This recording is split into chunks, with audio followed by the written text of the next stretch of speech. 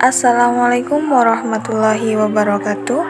Halo semuanya, perkenalkan nama saya Ulfatur Rahma dari kelas 3 BKID dengan NIM 214110101039. Ingin menerangkan sedikit tentang bullying. Kasus bullying di lingkungan sekolah masih sering terjadi pada dunia pendidikan di Indonesia, mulai dari jenjang sekolah dasar sampai perguruan tinggi. Berdasarkan data, persentase kasus perundungan siswa di Indonesia mencapai angka 41%. Angka ini jauh di atas rata-rata negara OECD sebesar 23%. Besaran angka ini membuat miris bagi dunia pendidikan di Indonesia. Ini baru kasus bullying di sekolah yang dilaporkan. Banyak kasus kekerasan di sekolah yang tidak dilaporkan, entah karena korban merasa takut atau tidak tahu harus melapor kemana.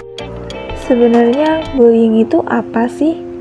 Bullying di sekolah adalah kekerasan yang dilakukan oleh siswa kepada siswa lain, yang dilakukan secara berulang dengan tujuan untuk menyakiti secara fisik maupun psikis. Tidak semua kasus kekerasan yang terjadi di sekolah sebagai bullying. Kekerasan yang dilakukan siswa masuk kategori bullying apabila memenuhi unsur berikut. Yang pertama, mengakibatkan kerusakan secara fisik, psikologis, dan sosial pada korban. Yang kedua, kekerasan dilakukan secara berulang-ulang atau menimbulkan serangkaian dampak negatif pada korban dalam jangka panjang, atau memicu tindakan kekerasan lain yang berulang pada korban. Terakhir, adanya ketidakseimbangan kekuatan antara pelaku dan korban, baik secara fisik maupun non-fisik. Perlu kalian ketahui, ada banyak jenis bullying di sekolah. Yang pertama, bullying fisik.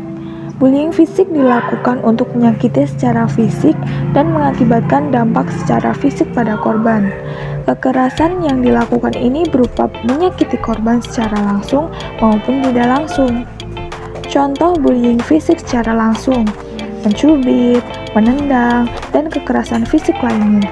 Dan contoh bullying fisik secara tidak langsung yaitu merusak tas, merampas alat tulis, merobek buku, mencoret-coret seragam, dan masih banyak lainnya. Yang kedua, ada bullying verbal.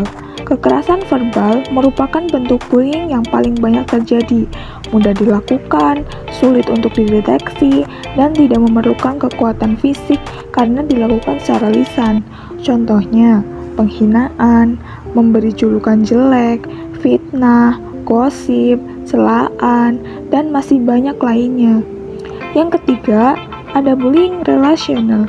Penindasan relasional ini merupakan upaya pelemahan harga diri korban, memanipulasi persahabatan, sangat sulit dideteksi, bahkan oleh siswa yang menjadi korban. Contohnya seperti pengucilan, pengabaian, dan lain-lain. Yang terakhir ada cyberbullying. Cyberbullying merupakan bentuk perundungan baru, dampak dari perkembangan teknologi informasi dan komunikasi. Perundungan dilakukan menggunakan berbagai peralatan elektronik yang terkoneksi dengan internet. Contoh, yang pertama, mengirimkan pesan teks berisi kata-kata provokasi dan amarah. Yang kedua, pengiriman pesan secara terus-menerus sehingga membuat korban gelisah dan cemas. Ketiga, menyebarkan aib korban melalui jejaring sosial. Yang keempat, memata-matai, mengganggu, dan mencemarkan nama baik korban. Adapun dampak negatif dari bullying.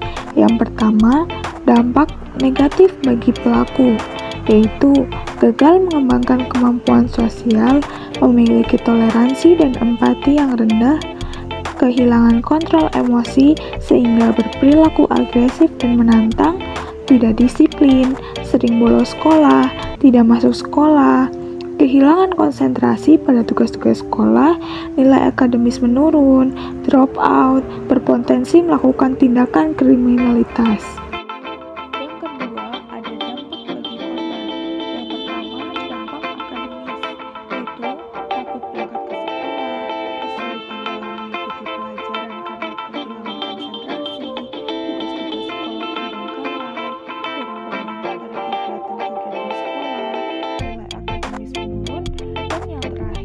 paling parah Yang kedua, ada dampak fisik bagi korban, yaitu menderita luka pada tubuh, mengeluh kepala pusing, sakit perut, mual, mules, sulit tidur lelap karena mimpi buruk, badan lemah, merasa tidak berdaya, berbicara terbata-bata. Yang ketiga, ada dampak sosial, yaitu kehilangan kepercayaan diri, menarik diri dari pergaulan dengan teman, kehilangan inisiatif dan kreativitas, tidak mampu mengemukakan pendapat, rendah diri, dan menutup diri. Nah, cara mengatasi bullying di sekolah yaitu pertama, mengubah cara mendidik dan memperlakukan siswa. Hasil penelitian Ratna Juwita, Psikologi UI, menunjukkan bahwa hubungan antara guru dan murid yang sangat baik dan akrab memiliki angka kasus bullying yang paling rendah. Yang kedua, mengembangkan budaya sekolah. Budaya sekolah yang positif akan mendorong siswa menggunakan seluruh potensi yang dimiliki untuk mengembangkan diri menjadi siswa yang unggul. Sekolah bisa mengembangkan budaya 3S, senyum, salam, sapa, menyusun buku saku sebagai pedoman berperilaku di lingkungan sekolah. Yang terakhir, pemahaman dan kepedulian warga sekolah terhadap bullying. Sekolah perlu meningkatkan pemahaman terhadap bullying melalui workshop, seminar, atau pelatihan-pelatihan. Mungkin itu saja materi dari saya, kurang lebihnya mohon maaf. Stop bullying, mari berdamai. Saya Ulfatur Rohmah, sekian terima kasih. Wassalamualaikum warahmatullahi wabarakatuh.